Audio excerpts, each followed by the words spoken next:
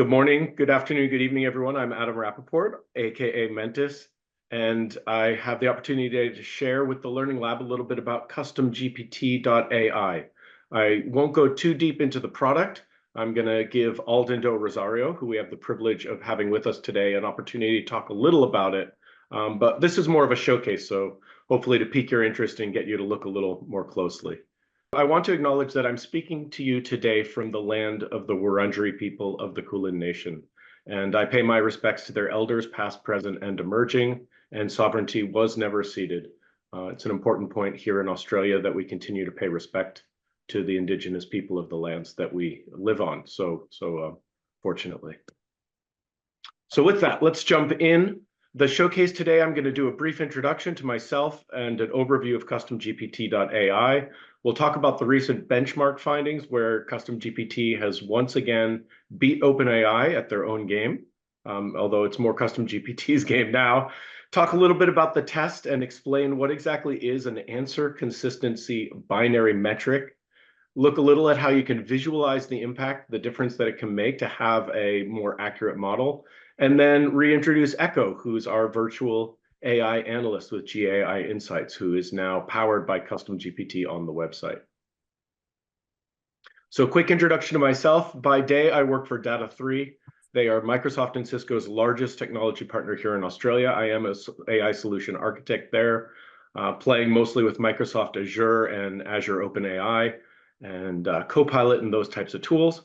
By night, I'm one of the analysts on the daily news briefing over in the US with GAI Insights. And I'm also founder of Appman Academy, which is all about building educational experiences, which could be anything from a blog to a video to a presentation or workshop like this one. A lot of these slides will have those QR codes on them. I'll make sure we get these slides sent out as well, but you can always grab your phone and grab a picture of that if you want any of the URLs during the presentation. So let's do a brief introduction to CustomGPT.ai. Alden, are you here with us, good sir? I believe I saw you on the line. Yeah. Yeah. Good afternoon to you. So Alden, if you want to just introduce CustomGPT as well as talk just for a couple minutes about the secret sauce, what makes it such an amazing tool for reducing hallucinations, that'd be phenomenal. Yeah. Thanks, Adam. So nice to meet everyone. My name is Alden De Rosario. I'm the founder of CustomGPT.ai. The company was founded about 18 months ago with the vision of letting anyone be able to create their own custom AI with their business content. So we built this system, and one of the early use cases that emerged was this concept of hallucination.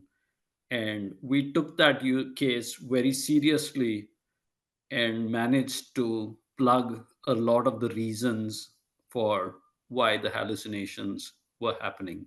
One of the benefits that we got along the way was that we managed to sign up a lot of customers. And to deal with hallucinations, you have to be able to work hand in hand with your customers to make sure the AI does not hallucinate. So by plugging each of the aspects in the platform that cause hallucination, we were able to create this best of class system as such. In terms of the company, typically our customers are people who have a lot of knowledge. John talked about the BINS framework, and anybody who has a lot of words in their business is an ideal customer. And the early movers that we see are typically the education space, the legal space, and anything with lots of words and knowledge. Those are the types of customers.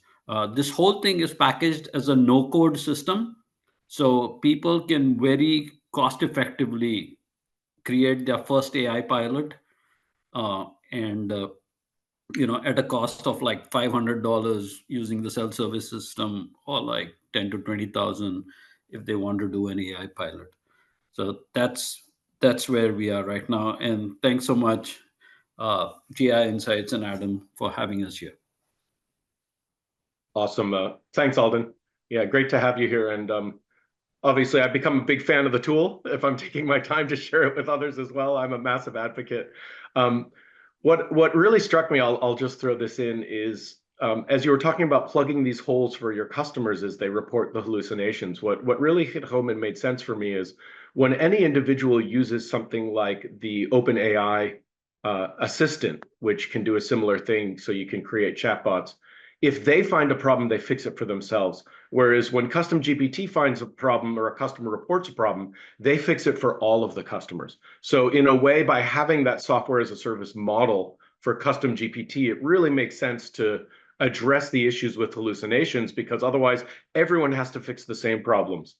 So having a tool where that function is consolidated really made a lot of sense to me. So jumping on then, I was recently employed by CustomGPT to do a benchmark.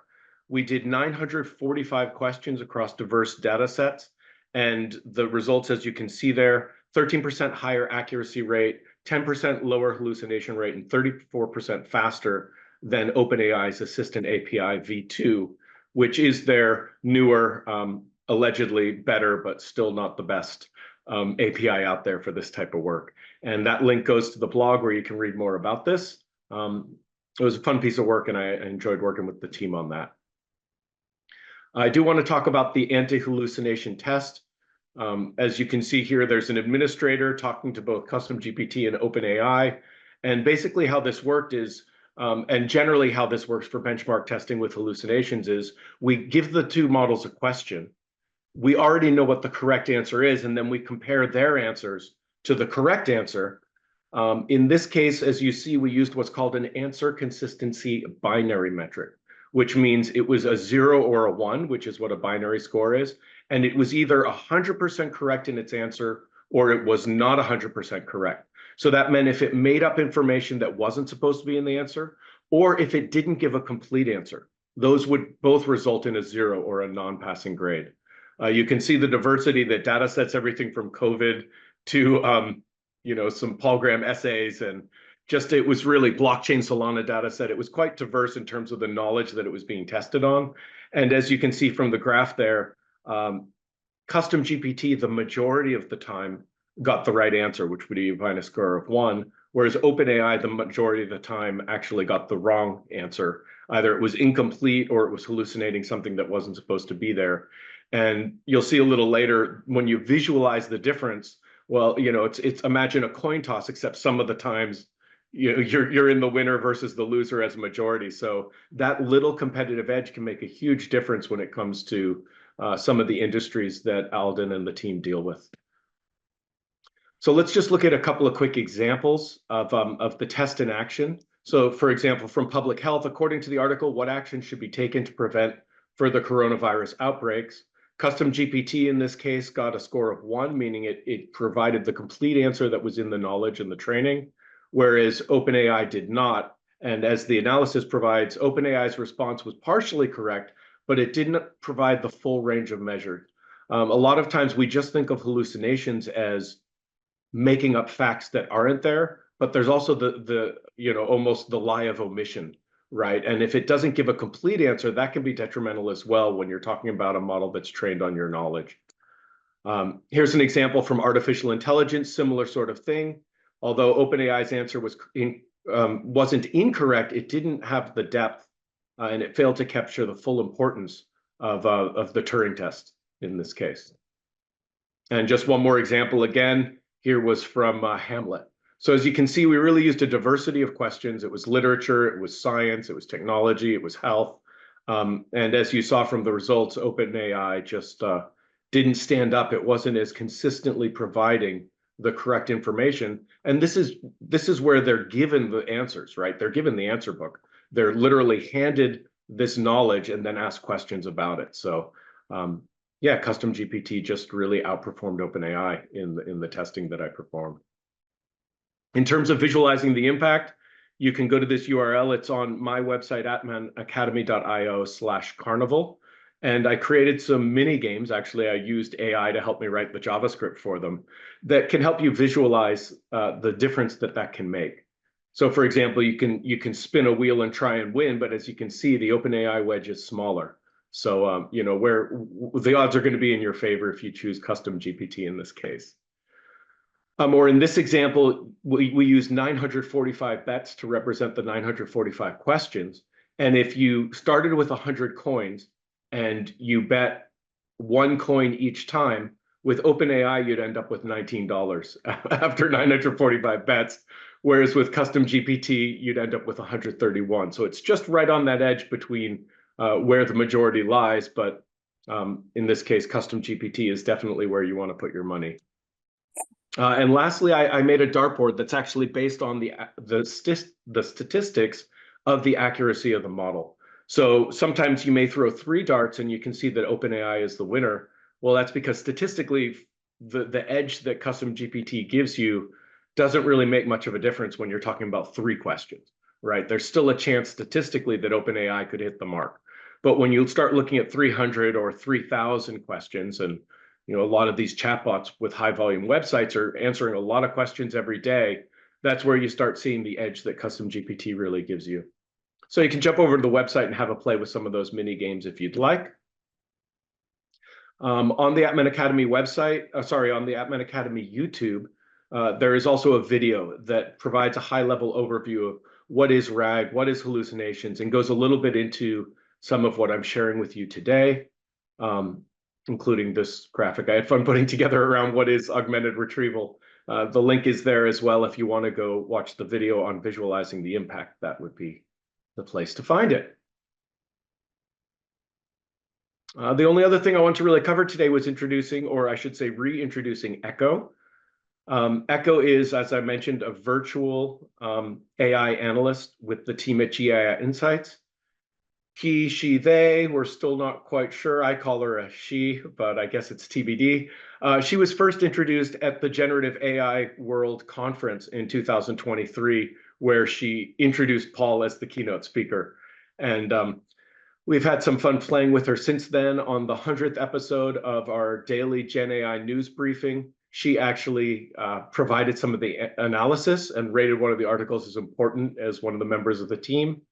And then just more recently, it says under construction, but I made this slide 2 days ago. It actually just launched yesterday, but at the moment on the GAI Insights website, you can go chat with Echo now about everything from Generative AI World, the contents of our YouTube channel, as well as, of course, GAI Insights itself as a business.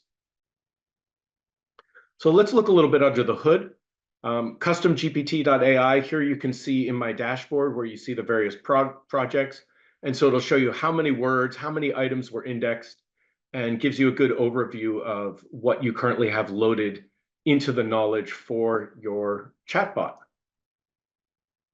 You also have project settings where you can see specifically what files you uploaded right there through the user interface. You can upload zip files, text files, as well as you can provide a sitemap or URLs so that it can go look at web pages rather than you're having to copy and paste all that information into it. And then there's a bunch of different deployment modes. The one I seem to be using the most is the live chat, where there's the little button down in the bottom corner. You can customize where it is on the page, but I find it generally is in the bottom right. And you can click on the little icon and it pops up the chat interface. You can also embed it. You can do it like a website copilot on the side. And I believe it's the most recent addition is the search generative experience, which is a bit more like I guess Search GPT, which is coming, or the Anthropic model where you, the Perplexity model, where it'll actually combine the information and then present it in a really easily readable format. So at this point, you just pick your deployment method, you copy some code, you paste that into your website, and off you go. So it's really a low or no code, really powerful solution for getting up and running and enabling people to chat about your information. What else I got here?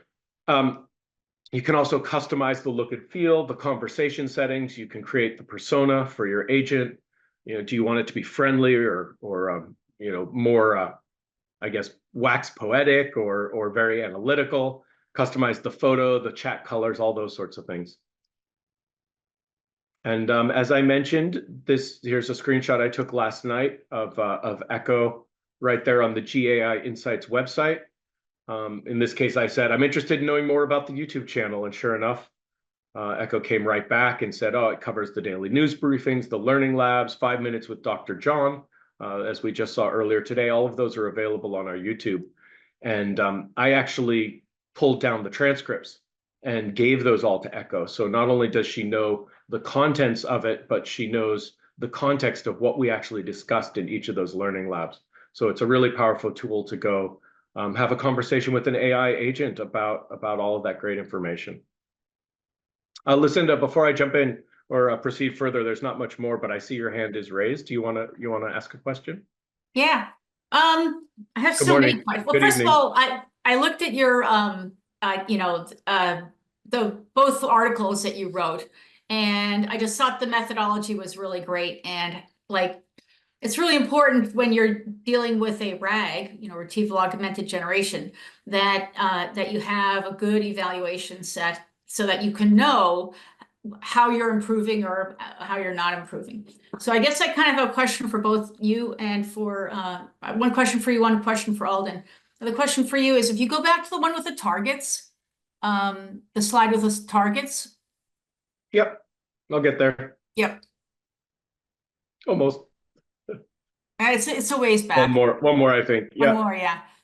So it's got different gradations. The green is under 25 and under, but your classification is 0 or 1. So I'm just wondering, how are you getting the gradation there?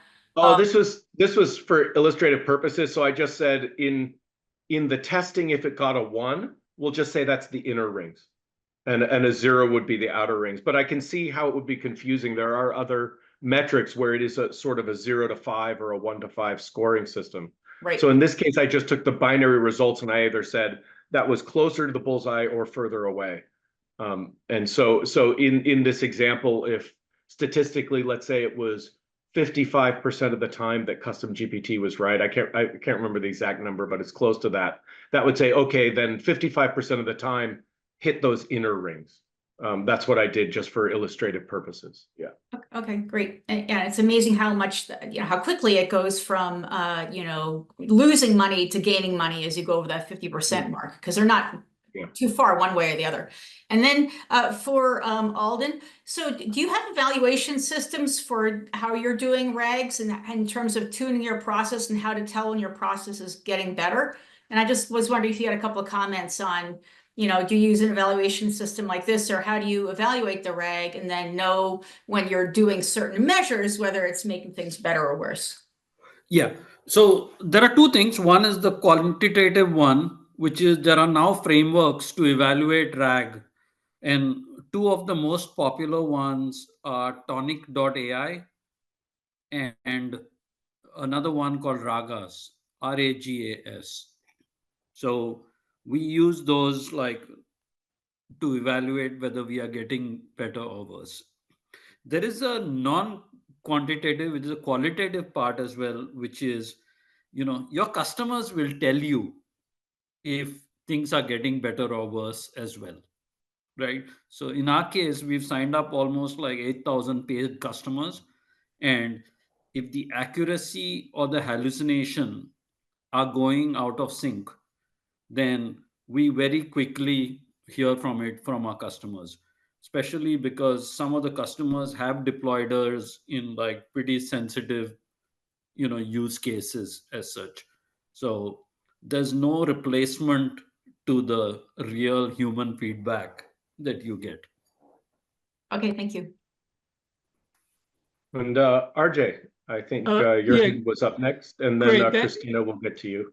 Yeah, thanks. Great presentation. I was wondering how often is OpenAI losing because the answer is shorter?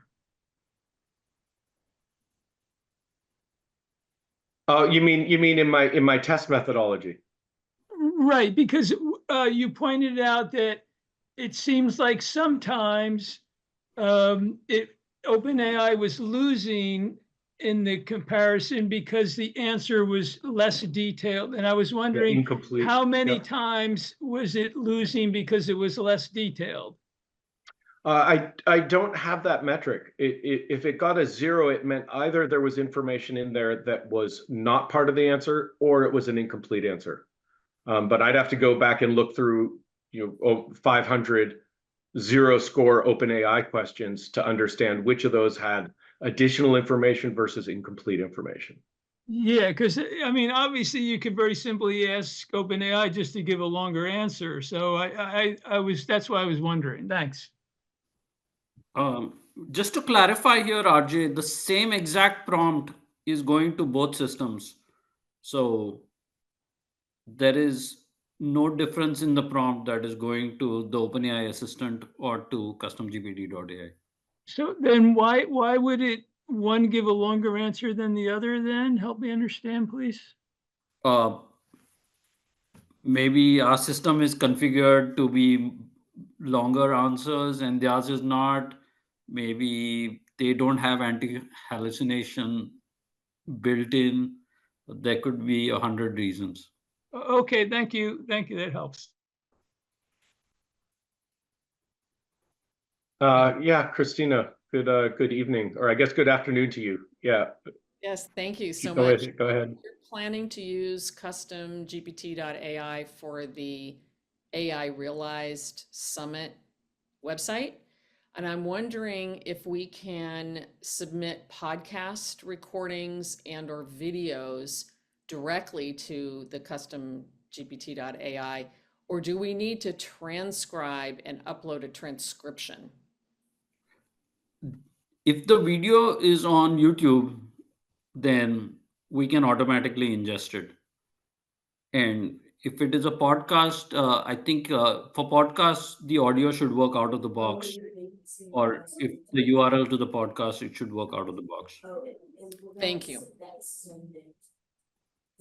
And Raymond, good afternoon to you too, sir. Go ahead. Good afternoon. Thanks for the presentation, guys. Alden, if I could ask Adam, you're always on point. I appreciate it. Alden, could I ask? You mentioned that customers are the first ones to tell you when things are going awry.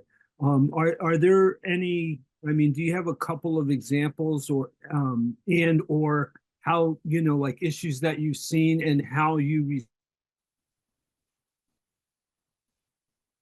back into, do you have to, are you tweaking custom GPT, over time or of course you are, but I mean, what issues are you seeing? So we saw like a whole bunch of issues, like, because if you look at a RAG pipeline, there are like 5 components in it. And we saw the source of hallucinations root causing back to each of these 5 components as such. And the hallucinations were occurring because of various reasons. In some cases it would be because there would be a long conversation. In some cases it could be because there would be a sudden turn in the conversation. In some cases it would be because the user would give like very ambiguous prompts like tell me more, or yes, that one, or two. That was the most like common prompt we would get, just the number 2, or the number or the word like yes, no. So it's quite amazing that when you deal with actual users, like a lot of us here are AI enthusiasts and we love to give like ninja prompts, but the actual end user, real user, consumer is like giving really, really terrible prompts. So adapting the entire system to those terrible prompts, I think had a great effect on the anti-hallucination. Okay, so it sounds like it doesn't deal well with nuance, right? Like if there's nuance, it kind of isn't sure which way to go. Yeah, but I think one of the reason we might have won against OpenAI is because we did put in like a nuance detector sort of before handling the query, and I'm not sure whether they have done that yet.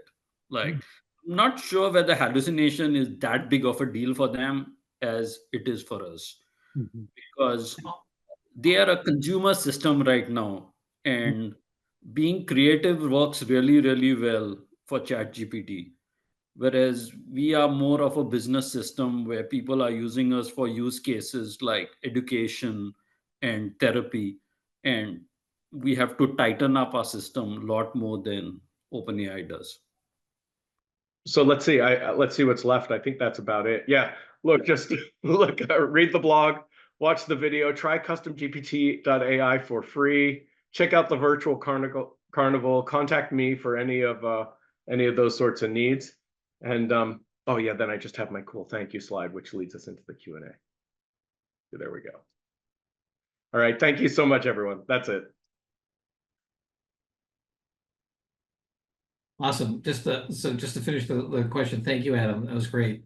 Alden, is the basic difference between, because we had a question about the basic difference between CustomGPT.ai and the OpenAI's GPT. Would you basically say it's more business friendly in terms of your ability to tune and control?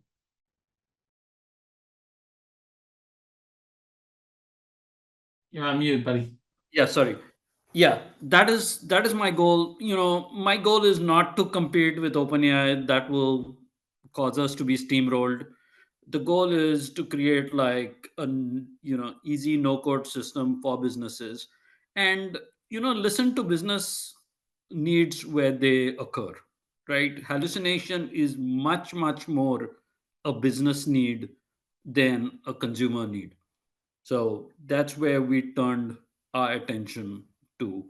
Uh, and but over the long term, I'm hoping that we solve last mile problems for businesses and add value in that way rather than whatever OpenAI is trying to do.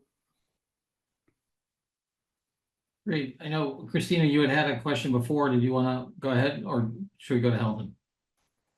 No, go ahead, Halden. I asked my question. Thank you so much. Very good. Halden? So following back up on what you were saying about how the model seems to do poorly when given very short, very choppy responses well into a conversation. A yes, a two, a that one. Where is the model?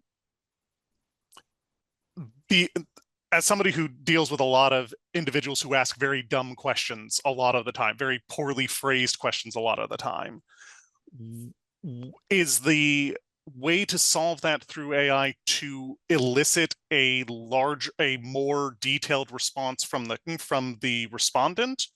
Or is it to build additional capacity within the AI itself to understand from context clues where these poorly worded questions are coming from? Correct. The second one, what the best option is to do something like APO, which is automatic prompt optimization. And that is giving you the best chance to retrieve the correct context from your vector database and supply that in answering the question.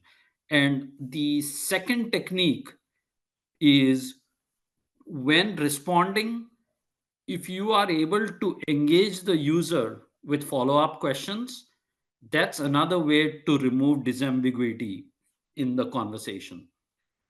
So when somebody says prompts like, yeah, that one, yes, no, to tell me more, it's always better to give the response that you can generate with automatic prompt optimization and then have a follow-on engagement like, hey, would you like to know more about this, or did you mean this and this, or something like that. So it's both APO and response disambiguation after that. Thank you. Other questions?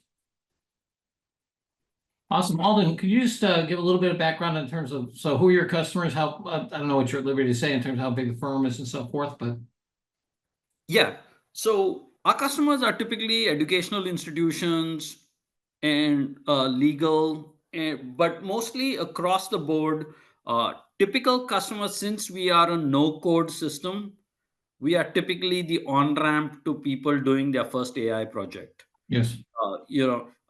I think we differentiate ourselves in that we have a very low price point, like $500 to get started. And that's allowing companies to really kick off their very first AI project. Now, after people have done their AI pilots, we are seeing people go upstream into more complicated use cases. Yes. And that's due to that, we are now seeing like governments coming in and other like larger enterprise customers coming into our system. In terms of volume, we are now about 17 months old and we've signed up about 8,000 paying customers. I love it. It's a no code system. So people come in, they try it on themselves. They sometimes use our help. They sign up for enterprise licenses and, good stuff on that front. That's wonderful. Yeah, I just want to say, highlight at least two things that we're seeing that relate to what you're just saying. First of all, when I was at the VB Insights conference in San Francisco a couple of weeks ago, the woman who runs Copilot echoed what you said about the challenge of prompting. That they're seeing the two biggest impediments to Copilot use in their estimation are people intimidated by prompting, so they're starting to automate the prompting process. And the second is education, that people don't have enough use with the tool to really even understand what it is. And I think we're seeing a similar thing across enterprises. The other thing I would say is, as people climb up the stack, when we look at some of our more advanced users and adopters, people who have been at the AI, machine learning, data analysis for robotic process automation for 5 to 10 years or so, big health insurance companies, big banks, things like that. What we see happening right now is at least 3 different trends. One is that they are moving, tools like yours are in the portfolio, but they are moving to the proprietary models and then also to the open source models and training them inside. So this whole notion of kind of own your own intelligence, they're, for a number of reasons, they don't want to be on the wrong side of the power equation with the big model makers, and yeah, they may, and they're worried about the cost of inference and the control of data and all that good stuff going forward. I think that's one. The second thing is that they're starting to build their own capabilities to do what. I mean, I'm old enough to have been around when mainframes were like job control language. They're basically creating their own job control language to allocate to at least 2 things. One, where should I put the square in terms of the efficiency of models? Small model, big model, how much, where do I want to decrease my inference cost? And then also, which do I want to do based on sensitivity or quality or things like that? So they're having to write those pieces of software to do that allocation on a high transaction basis. And the other is that they are writing their own security software. As across to basically do the kind of stuff you'd see in a normal security environment, role-based, transaction-based security. In addition, data variabilization as it goes into different models and so forth, right? But anyway, we're seeing the advanced adopters creating those pieces of software for ML ops, but this is only people who've been at it for 5-10 years. They've refactored their data. They've done a more modular capability. They have experience in AI models and policy and so forth. But I was just curious if folks on the phone are seeing similar trends. We're seeing that in terms of. But my customers, they've not been at it for 10 years. Yeah. But they are asking the same thing and they are expecting us to do it, which is good news, right? Because just like any other SaaS software, whether it be Salesforce.com or HubSpot, right? People and customers expect the software to handle these things for them. Yes. The aspects that you mentioned, like, the security aspects, hallucination, safety, profanity, quality of the response, is there any risk in the response? Those are all things that they are asking us, which we will build and started to build into the system, right? Because in our eyes, it is our job to do it, not our customers. Yes. Just like if you need something with your marketing automation, you expect HubSpot to do it. You wouldn't go and start building it yourself. So that is one big trend that we are seeing where people's needs are increasing in the system. The other trend we are seeing is the equation is going more from cost cutting to revenue driving. Yeah. So, initially it was all about personal productivity and hey, we can replace Bob and cut costs and things like that. Yes. And now the equation is going a lot towards like, okay, if we integrate AI into our systems, into our processes, into our sales systems, lead generation, then how does that actually drive our engines? Alden, can that, you give some examples of how people are driving revenue? yeah, so Like specifics? like a new emerging category for us is like software companies where they are already like selling SaaS software or some sort of software. And by integrating AI into the software itself, right, either as an aid, either as a productivity, either as a help to use the product, those are driving additional revenue streams. So if you are charging $1, you can now charge like $1.20 with the AI. So it becomes an additional feature as such.